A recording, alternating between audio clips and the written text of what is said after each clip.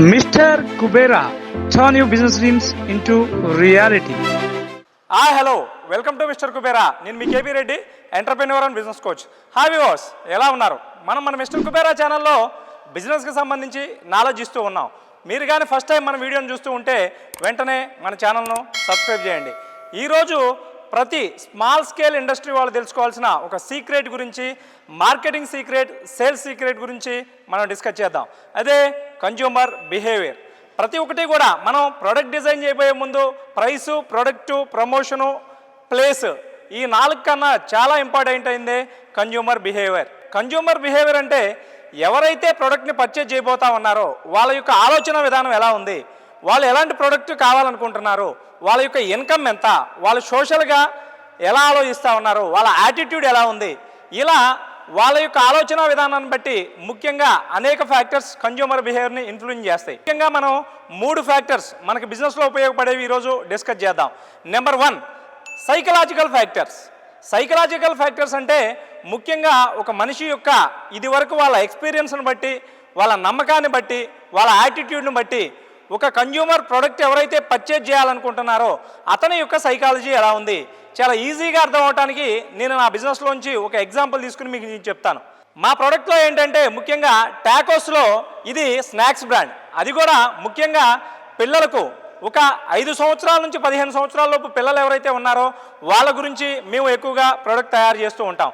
వీళ్ళ బిహేవియర్ని బట్టి, వీళ్ళు ఎలా ఆలోచిస్తారో దాన్ని బట్టి మా యొక్క డిజైన్ కానీ, టేస్ట్ కానీ, లోపల సర్ప్రైజ్ గిఫ్ట్ కానీ ఉంటుంది.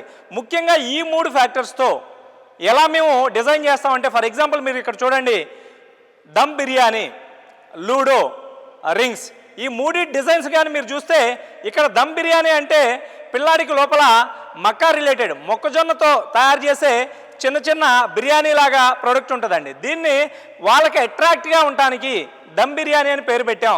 అలాగే ఇక్కడ లూడో కానీ మీరు చూస్తే అందులో మేము ఇచ్చే గిఫ్ట్ ఏదైతే ఉందో ఆ గిఫ్ట్ని బట్టి ప్రోడక్ట్ నేమ్ అలా పెట్టాం. ఇక్కడ ముఖ్యంగా కన్జ్యూమర్ ఎలా ఆలోచిస్తాడంటే అతనికి కావాల్సింది టేస్ట్లో వచ్చేసేసి ఎక్కువ మేము టమోటో ఫ్లేవర్ ఎక్కువగా వాడతాం. టమోటో ఫ్లేవర్ ఎందుకంటే స్వీట్నెస్ కానీ ఎక్కువగా ఉందనుకోండి, కొద్దిగా పుల్లగా తీగా ఉంటే కన్జ్యూమర్ ఈజీగా పర్చేజ్ చేస్తాడు. అలానే మీరు పెద్ద పెద్ద బ్రాండ్స్ కూడా తీసుకోండి, కిండర్ జాయ్ కానివ్వండి లేదా జెమ్స్ కానివ్వండి, వీళ్ళు కూడా ఇంత పెద్ద పెద్ద బ్రాండ్స్ కొన్ని వేల కోట్ల బిజినెస్ జరుగుతూ ఉందంటే కేవలం కన్జ్యూమర్ యొక్క బిహేవియర్ని బట్టి. వాళ్ళు ఏం చేస్తున్నారంటే లోపల ఒక చిన్న గిఫ్ట్ మంచిగా ప్యాక్ చేసేస్తారు. పిల్లాడు ప్రతిసారి ఏమనుకుంటారంటే నాకు ఒక మంచి గిఫ్ట్ వస్తుంది, దాంతోపాటు స్వీట్నెస్ ఉన్న ప్రోడక్ట్ వస్తుంది. సో ఈ ఆలోచన విధానాన్ని బట్టి కొన్ని వేల కోట్ల వ్యాపారం జరుగుతుంది. అంటే మనం వ్యాపారం చేయబోయేటప్పుడు కన్జ్యూమర్ యొక్క సైకాలజీ చాలా చాలా ఇంపార్టెంట్. ఇక్కడ పిల్లవాడు కాబట్టి మేము తీసుకున్న డెసిషన్స్ ఎలా ఉన్నాయి. పర్సనల్ ఫ్యాక్టర్స్ అంటే ముఖ్యంగా వాళ్ళ ఏజ్ ఏంటి, వాళ్ళ జెండర్ ఏంటి, వాళ్ళ యొక్క ఇన్కమ్ ఎలా ఉంది, వాళ్ళ యొక్క బిలీఫ్స్ ఎలా ఉన్నాయి బ్రాండ్ పట్ల. దీన్ని మీకు ఈజీగా అర్థం అవ్వాలంటే ముఖ్యంగా పర్సనల్ అంటే కొంతమంది యూత్ ఏదైతే ఉన్నారో ప్రోడక్ట్ యొక్క ప్రమోషన్ చేసేటప్పుడు ముఖ్యంగా మీరు అడ్వర్టైజ్మెంట్ చూస్తే దీనిలో మీకు ఈజీగా అర్థం అవుతుంది. మీరు క్లోజప్ కానీ, కోల్గేట్ కానీ ఇవన్నీ బ్రాండ్స్ మార్కెట్లో టూత్పేస్ట్ గురించి ఉన్నప్పుడు, కోల్గేట్ మంచి బూమింగ్లో ఉన్నప్పుడు క్లోజప్ ఒక యాడ్ని రిలీజ్ చేసింది. ఆ యాడ్ ఏంటంటే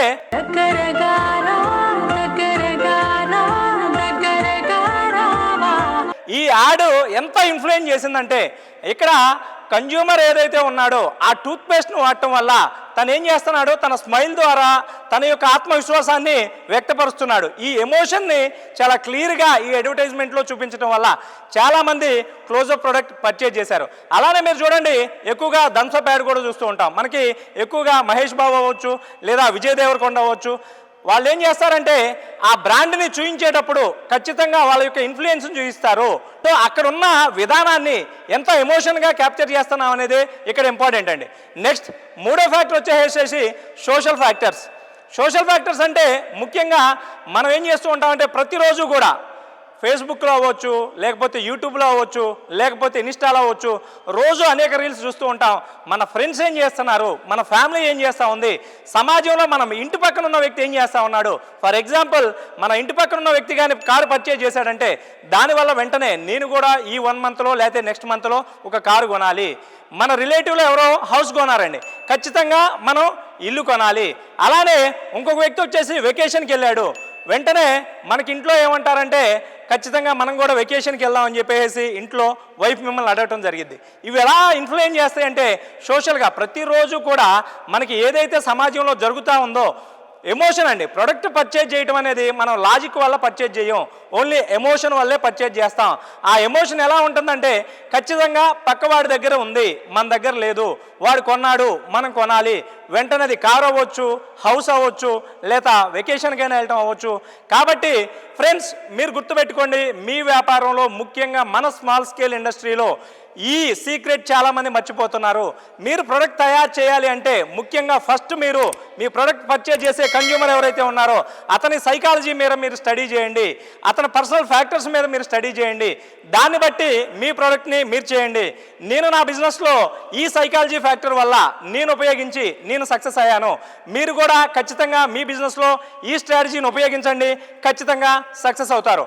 మరొక వీడియోతో మళ్ళీ కలుసుకుందాం. Signing off, bye.